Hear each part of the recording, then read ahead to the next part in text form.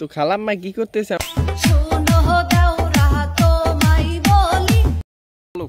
বলো কি বলবো?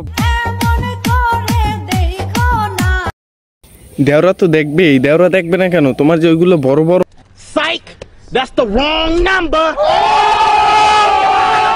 মানে গাল গাল, তোমার যে ওইগুলো বড় বড়, তাই তো দেওরা তো দেখবেই, ঠিক আছে?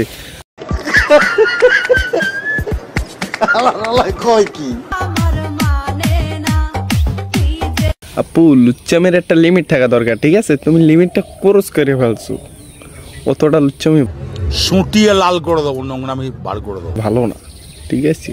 তো আর তোমার যে দেওরা তোমার দিকে চাইয়ে থাকে, এটা কাহিনীটা আমি তোমার আজ প্রথমবার কইছস, তাই মাপ বলি। তোমার ওইগুলো বড় না বেশি ছোট, ঠিক আছে? কচি কচি তো, তাই তোমার দেওরা একটু টিপে টিপে আর কি বড় বানানোর জন্য তোমার দিকে চায়, বুঝছো? ও বুঝো না বিষয়টা? আমি বিশ্বাস করি না।